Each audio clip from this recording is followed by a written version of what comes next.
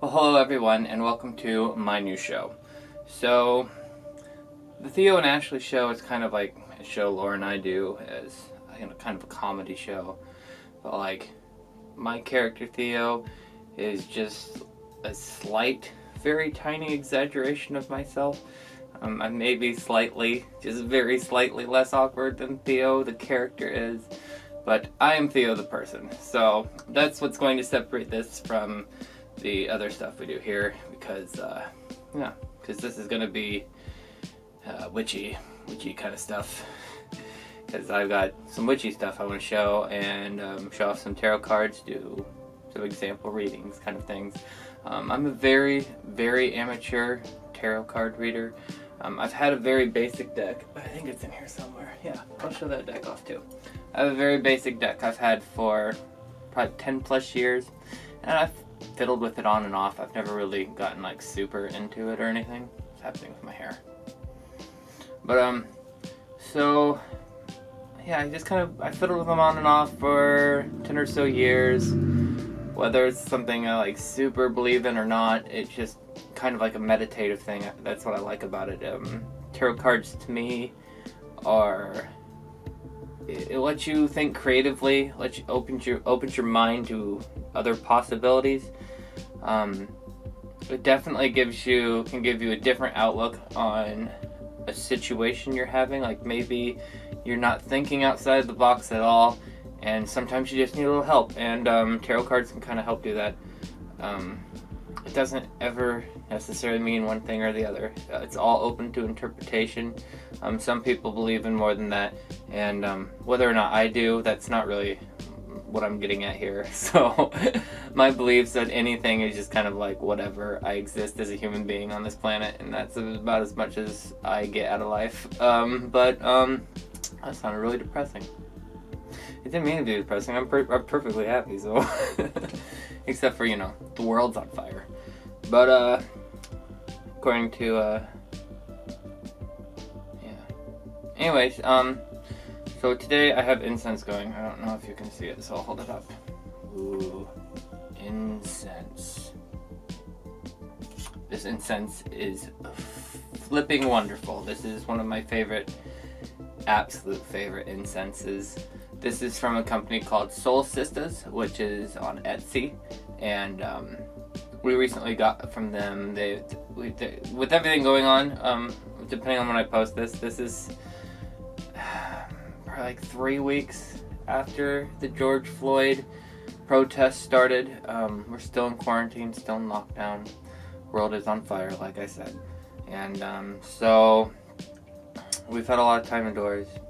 I made my room into also a tarot reading relaxation neon light room, and I have this little setup with my table, so I can and you'll see all that in a second. I'll move the camera so you can see the cards and the stuff better. But yeah, anyways, the incense I'm smelling today is Fruity Pebbles, and I am not kidding you when I say it smells exactly like you would expect a Fruity Pebbles incense to smell like. It is wonderful. The aroma that comes off of this is great. This is a very slow burning incense too. Usually one stick will last me 2 times, depending on how long I'm back here relaxing or reading cards. So yeah, there you go.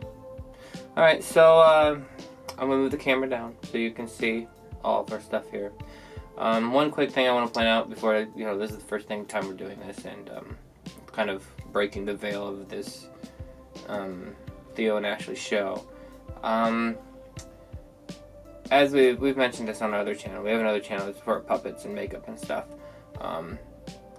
But we already said this on our other channel, but we definitely are people who believe that Black Lives Matter. And that's definitely why I wanted to point out the Soul Sisters incense, black-owned company, and their incense is freaking amazing. So how can you go wrong with that? So yeah, and I've got some other witchy stuff that I have coming or is coming that I can show off as well eventually. Definitely want to support the black business owners during this time. There's lots of clothing companies that Laura and I found recently that were very awesome and unique, and we would never heard of, except for people really doing their part online and sharing different black-owned companies, and that's awesome. I really appreciate that. Helps us get exposed to more businesses, more styles, and some amazing fashion. So let's get started here today. Today I wanted to talk about this tarot deck that I very recently got. This is only the second deck I have. Like I said, this is my first one. This is from Pixel Occult, which I believe is a somewhat local company out here in the Pacific Northwest. They make different kinds of tarot cards. I don't know much about the people who make this. Their artwork is awesome. This is a very neon cyberpunk kind of deck, and it's pretty neat. Definitely fits, my love of neon things. So yeah, I'm gonna move the camera and we can get started. Alright, so here is this is the Neon Moon Tarot deck from Pixel Occult. As you can tell, it has a really awesome, nice tin case. This is really nice. It's a very simple instruction booklet. They have nice little, I'll give you an example. Let's go for the Devil card. Of course, the Devil card. It has an explanation of the upright and the inverted. I personally am just using upright as of now. I want to get more used to using the cards upright because sometimes I have a hard time remembering what the inverted meanings mean, and I would like to get away from using the book. So I'm just focusing on upright right now. They have nice little paragraphs, like storyline kind of things that fit into their little universe, and I really like that about their instruction book. The cards themselves are nice size cards. I like the size of these. These are great. The artwork is awesome. Let me make sure I can see this. So here, yeah, we have the 3 wires, the World card, the Star card, the Lovers. These cards are all very, very pretty. Nice, simple, there's not too many colors, but the colors pop so well. Using a simple color scheme really helped with these cards. I was very, very happy to get these. These are great. It's pretty easy for the most part to tell which ones they're supposed to be, because this is still more or less based off the Waite Smith, I think is what it is. Some people call it Rider-Waite. But Pamela Smith was the artist. Yeah, these kind of follow that same idea, where wires. Here's the executive of wires, and I'm pretty sure executive is king, if I remember right. There's king of wires. I can't remember what all they changed the suit cards to. But anyways, or the royalty cards, whatever. But wires is wands. 3 of the arms suit is swords. That's pretty simple. Let's see.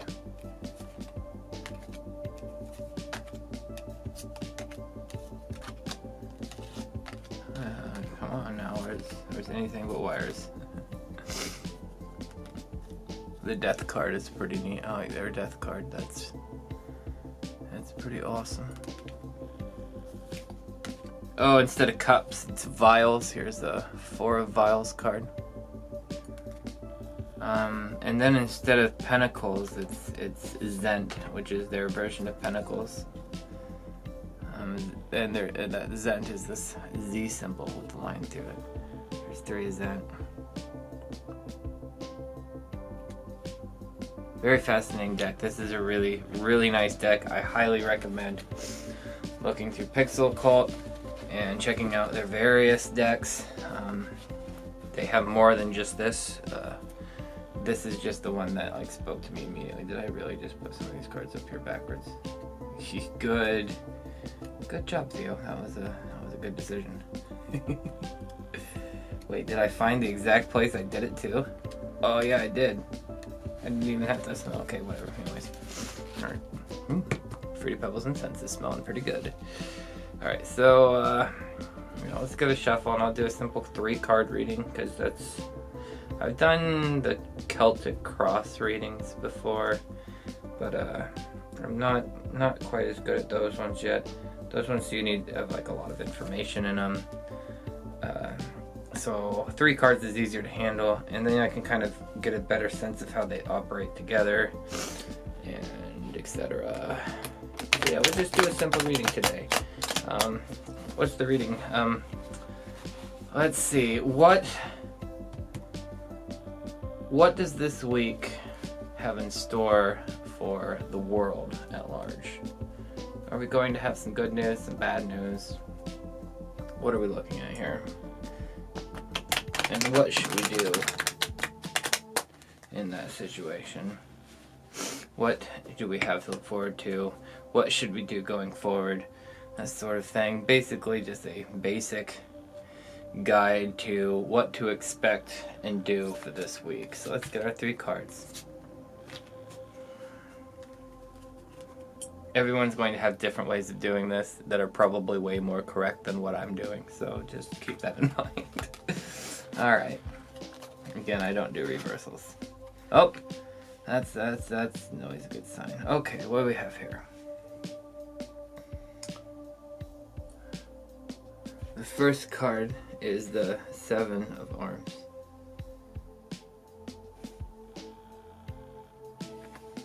The second card is the Apprentice of Zent, which is a Page of Pentacles, I believe. And then, of course, the scariest one, everyone thinks is so terrifying, the Tower. Okay, so the cards we have here, their basic meanings, as you can see from this. Hopefully the lighting here is good. 7 of Arms.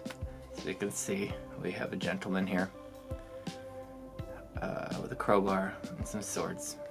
So yeah, 7 of Arms. You have this character that looks up to no good. Looks like they're going to cause some kind of trouble, breaking into things, causing some chaos. But it looks like there are people seeing what he's up to and maybe coming up behind him to stop him from doing this. So yeah, it's kind of a nice card.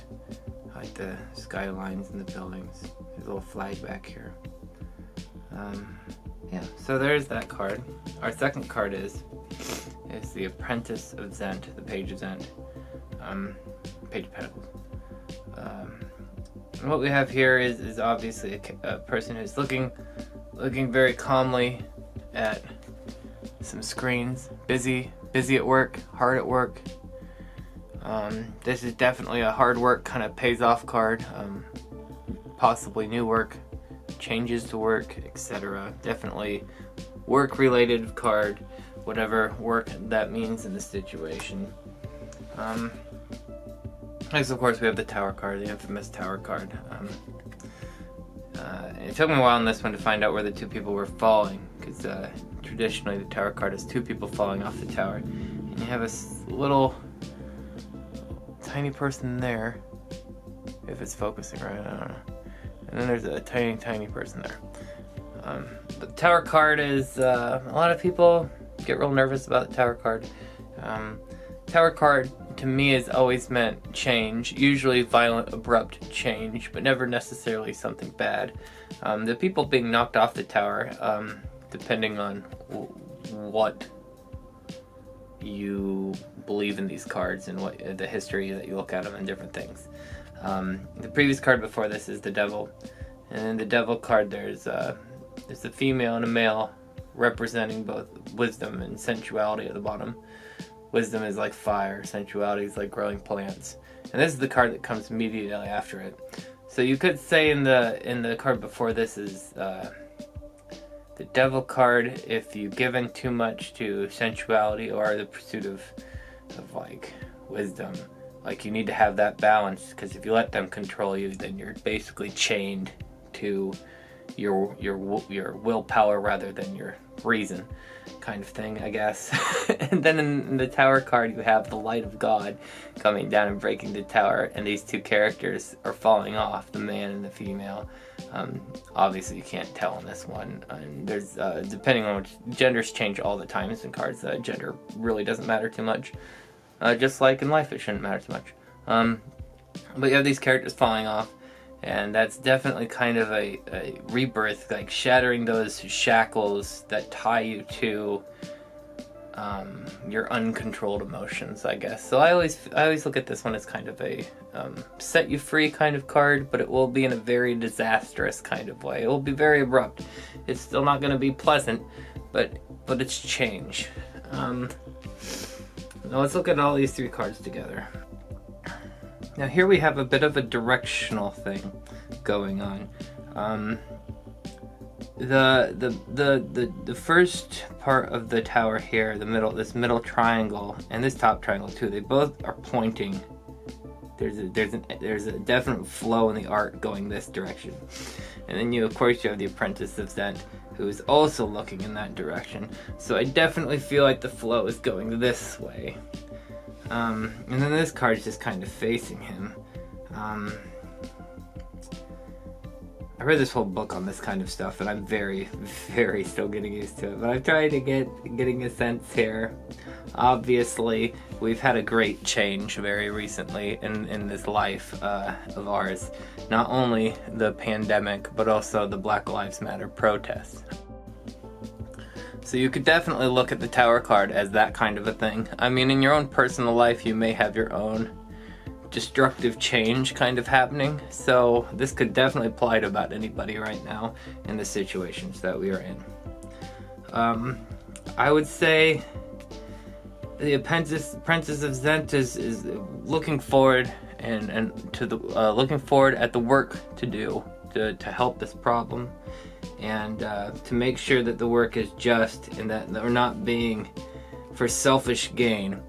If we're trying to deceive people, if it's more about us than it is about helping the other people, the little mob in the background, they'll know. The people will know anymore.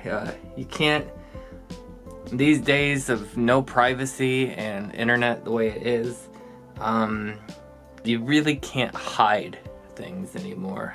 Whether that's good or bad, that's not up to me to decide. I have mixed opinions on everything, and this is another thing I have mixed opinions on. There's definitely, we need accountability, and people need to be held, especially people in power, need to be held accountable, so we don't all come tumbling down.